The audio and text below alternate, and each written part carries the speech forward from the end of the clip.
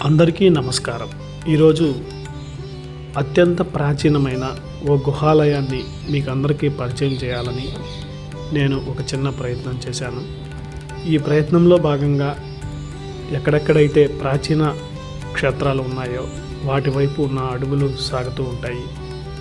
దీనిలో భాగంగానే ఇటీవల మదనపల్లికి వెళ్ళిన సందర్భంలో మదనపల్లి కన్నా ముందు వచ్చేటటువంటి చిన్న తిప్ప సముద్రం, ప్రస్తుతం అందరూ సిటిఎం అంటారు.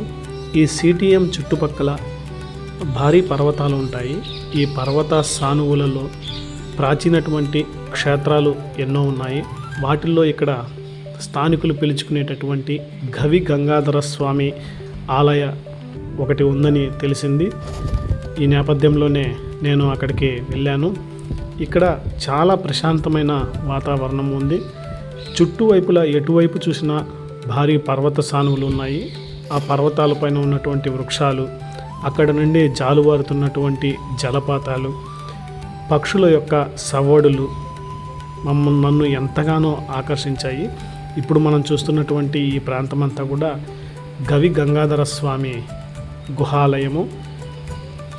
ఏదైతే ప్రధాన రహదారి ఉందో చిన్న తిప్ప సముద్రం ప్రధాన రహదారి నుంచి దాదాపు 3 కిలోమీటర్ల దూరంలోనే అటవీ మార్గం వైపుగా వెళ్తే ఈ ఆలయానికి మనం చేరుకోవచ్చు. ఇప్పుడు మనం వెళ్తున్నటువంటి ఇది గుహాలయము. ఇప్పుడు చూస్తున్నాం ఎంత ప్రశాంతంగా ఉందో చూడండి. పైన భారీ బండరాయి మధ్య ఒక చిన్న గుహ ఉంది. సుమారు ఒక 20-25 మంది ఒకేసారి గుహలోకి వెళ్ళి స్వామివారిని పూజలు చేసుకునేటటువంటి అంత విశాలమైన ప్రదేశం ఉంది. అక్కడ మేము సరిగ్గా వెళ్ళిన సమయానికి, అంటే మాకు అటవీ మార్గంలో కూడా ఎవరో కనబడలేదు. అప్పుడే ఎవరో వచ్చి దీపాలు పెట్టి వెళ్ళినటువంటి ఆనవాళ్ళు మాకు కనిపించాయి. చూడండి ఎంత నిర్మలంగా పరమేశ్వరుడి ముందు ఆ దీపాలు నిశ్చలంగా వెలుగుతున్నాయి. అభిముఖంగా ఉన్నటువంటి నందీశ్వర స్వామి నిరంతరము స్వామిని ధ్యానం చేస్తూ ఉన్నట్లు మాకు అనిపించింది. ఆ గుహాలయంలోకి వెళ్ళిన తర్వాత అక్కడ ఉన్నటువంటి నిశ్శబ్ద వాతావరణము, ప్రశాంతత నన్ను కట్టిపడేసింది. అక్కడ ధ్యానం చేసుకునే వైపుగా మా అడుగులు సాగే విధంగా అక్కడ ఉన్నటువంటి ప్రశాంతత మమ్మల్ని అక్కడే కూర్చోబెట్టిందని చెప్పవచ్చును. నేను ఇలా కొంచెం ముందుకు వెళ్ళి ఆ గుహాని మొత్తము పరిశీలించాను. ఇప్పుడు మనం చూస్తున్నటువంటి స్వామివారు కూడా అత్యంత ప్రాచీనమైనటువంటి శివలింగంగా నేను భావించాను. ఎందుకంటే ఈ శివలింగం పైన బ్రహ్మసూత్రం కూడా ఉంది.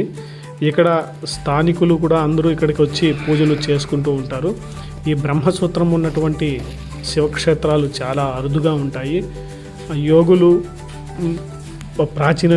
ప్రాచీనమైన కాలం నాటి యోగులు, ఋషి పొంగవులు అంతా కూడా పూజించే శివలింగంగా మనం చెప్పవచ్చును. ఇక్కడ ఇంతకుముందు మనం చూసినటువంటి చిన్నపాటి శిల కూడా ఏదో ఋషికి సంబంధించిన, ఋషి సాంప్రదాయానికి చెందిన మునులు ఎవరో ఇక్కడ వచ్చి తపస్సు చేసుకున్నట్లు కూడా ఇక్కడ స్థానికులు చెబుతున్నారు. ఇక స్వామివారిని దర్శించుకొని అక్కడ ఉన్నటువంటి ప్రశాంతతను కూడా నేను అనుభవించానని చెప్పవచ్చును. ఎందుకంటే మొత్తము ఇక్కడ ఉన్నటువంటి ఆ చీకటి గుహలో పైనుంచి పడేటటువంటి వెలుతురు, అలాగే ప్రధాన ద్వారం నుంచి వచ్చేటటువంటి వెలుతురు కూడా స్వామివారిని మనకి కనిపించేలా చేస్తుంది. ఇక ఆలయం మొత్తం కూడా, ఈ గుహాలయం అంతా కూడా దీపాలు పెట్టిన ఆనవాళ్ళు కూడా ఉన్నాయి. ఇక్కడికి వచ్చినటువంటి వారు ఎంతటి వారైనా సరే ఇక్కడ ఉన్నటువంటి ప్రశాంతతను ఖచ్చితంగా అనుభవించి తీరాల్సిందే. జస్ట్ దర్శనం చేసుకుని వెళ్దామని మనం ఇక్కడికి వస్తే కూడా మనం ఇక్కడే చాలాసేపు ఉండేటటువంటి పరిస్థితులు ఈ గుహలో కనిపిస్తున్నాయి. ఎటువైపు చూసినా చిట్ట చీకటిగా ఉన్నప్పటికీ కూడా బయట నుంచి వచ్చేటటువంటి చిన్నపాటి వెలుతురు మనల్ని చాలా ప్రశాంతతకు తీసుకుని వెళ్తుంది. ఇక అలాగే గుహాలయం నుంచి బయటకు వచ్చిన తర్వాత ఎడమ చేతి వైపుగా ఒక ప్రాచీనమైనటువంటి మండపం ఉంది. ఇప్పుడు మనం చూస్తున్నటువంటి మండపం కొంచెం దాటుకొని కిందకి వెళ్ళిన తర్వాత ఈ గుహ ఆలయానికి కింద మరొక స్వరంగ మార్గం ఉంది. ఇప్పుడు చూస్తున్నాం కదా, ఇదే స్వరంగ మార్గము. ఈ స్వరంగ మార్గము పక్కనే కూడా చాలా మరో మార్గం ఉన్నట్లు కూడా నేను గుర్తించాను.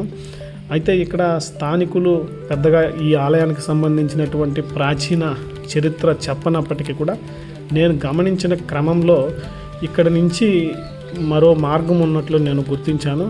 నేను అనుకోవడం ఏమిటంటే ఇక్కడికి దగ్గరలో తరిగొండ వెంగమాంబ ఉన్నటువంటి తరిగొండ క్షేత్రం ఉంది. సుమారు అంటే ఈ చుట్టుకొని వెళ్ళాలంటే దాదాపు 15-20 కిలోమీటర్లు అవుతుంది. అయితే ఇక్కడి నుంచి జస్ట్ 3 కిలోమీటర్లలో అక్కడికి వెళ్ళే అవకాశం ఉన్నట్లు ఇక్కడ ఉన్నటువంటి ఒక పశువుల కాపరి మాకు చెప్పాడు. ఇదే మనం చూస్తున్నటువంటి అత్యంత ప్రాచీనమైనటువంటి శిలలు. ఈ శిలలు పైన నేను ఇప్పుడు గుహాలయానికి పైన ఒక చిన్నపాటి నిచ్చెన ఉంటే దానిని ఎక్కి పైకి వచ్చాను. ఇదే మనం చూడొచ్చు, మొత్తం దట్టమైనటువంటి అటవీ ప్రాంతము. ఎటువైపు చూసినా ఎక్కడా లేనటువంటి ప్రశాంతత, చల్లటి గాలులు కూడా వీస్తున్నాయి. ఈ చిన్నపాటి నిచ్చెనని ఎక్కే నేను ఈ బండపైకి వచ్చాను. ఇక్కడి నుంచి మనం వ్యూ పాయింట్ చూస్తే మీరు చూడొచ్చు, ఇదే ఆలయము. ఈ నిచ్చెన పక్కనే ఉన్నటువంటి ఆలయము. ఇక అటు సైడు ప్రాచీనమైనటువంటి మండపానికి కింద ఉన్నటువంటి చిన్నపాటి గుహను కూడా మీరు ముందే చూశారు. ఇక్కడ మనం గమనించినట్లయితే ఎండ ఎక్కువగా ఉన్నప్పటికీ కూడా ఇక్కడ పచ్చటి చెట్లు, చల్లటి గాలులు ఎంతో ప్రశాంతతను ఇస్తుంది.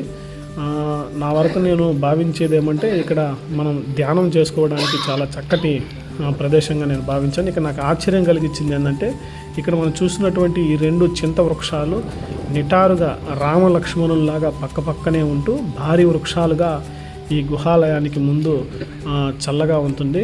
ఇక ఇక్కడ కనిపిస్తున్నటువంటి ఈ కుక్క, ఈ కాలభైరవుడు మమ్మల్ని మేము ఇక్కడ దిగినప్పటి నుంచి తిరిగి మేము కారులో ఎక్కి బయలుదేరేదాకా మాకు తోడుగా ఉన్నారని ఒక రకంగా చెప్పవచ్చును.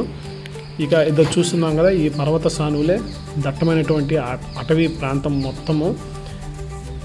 ఇది ప్రాచీనమైనటువంటి మండపము. ఇక్కడికి దగ్గరలోనే నాగశిలలు కూడా ఉన్నాయి. నాగులు, మన సనాతన ధర్మంలో నాగుల యొక్క పూజా విధానము విడదీయరాని బంధం ఉంది. నాగులని మనం పూజించినట్లయితే మనకి దోష నివృత్తితో పాటు సంతానం కూడా కలకాలంగా ఉంటుందని చెప్పి మన సనాతన ధర్మం యొక్క విశ్వాసాలు ఉన్నాయి. ఇదే ఈ మార్గం గుండానే మేము వచ్చింది. ఈ కొండ అంచులో నుంచి ఈ మార్గం గుండా ఇక్కడికి వచ్చాము. ఇక కిందకు వచ్చిన తర్వాత ఇక్కడ ఒక చిన్న తీర్థం కూడా ఉంది. ఈ తీర్థం కూడా ఇది గమనించినట్లయితే చాలా ప్రాచీనమైనటువంటి కట్టడము. సుమారు ఒక 6-7 అడుగుల లోతులో ఒక గుండం ఏర్పడింది. ఇక్కడ మెట్లు కూడా కట్టున్నారు. ఈ కట్టడం కూడా చాలా ప్రాచీనమైనటువంటి కట్టడంగా నాకు అనిపించింది. నీళ్లు ఈ పర్వత సానువుల్లో నుండి వచ్చేటటువంటి నీళ్ళంతా కూడా ఈ కొలనులో చేరుకుంటున్నాయి. ఈ కొలనుకు అభిముఖంగా సరస్వతీదేవి విగ్రహము ఉంది. చాలా ప్రాచీనమైనటువంటి విగ్రహ శైలి కూడా గమనించింది. ఆ పక్కనే విఘ్నేశ్వర స్వామి కూడా మాకు దర్శనం ఇచ్చారు. విఘ్నేశ్వర స్వామిని, సరస్వతి మాతను కూడా మేము ప్రార్థన చేసుకున్నాము. ఇక్కడ ఉన్నటువంటి ఒక పశువుల కాపరి మాకు ఏం చెప్పారంటే ఏదైనా గ్రహ దోషాలు, ఏవైనా ఇబ్బందికర పరిస్థితులు ఉంటే ఈ గుండంలో స్నానం చేసి ఇక్కడ సరస్వతి దేవిని, విఘ్నేశ్వర స్వామిని దర్శనం అనంతరం తిరిగి గవి గంగాధర స్వామిని దర్శించుకున్నట్లయితే వారి సమస్త దోషాలు పోయి కూడా నివృత్తి కలుగుతుందని ఆయన మాకు చెప్పారు. ఇదే మనము ఇంతకుముందు వచ్చినటువంటి మార్గము. ఇక్కడ చుట్టూ ఏ వైపు చూసినా పెద్దపాటి బండరాళ్ళు, చల్లటి వాతావరణం మమ్మల్ని చాలా ఆకర్షించింది.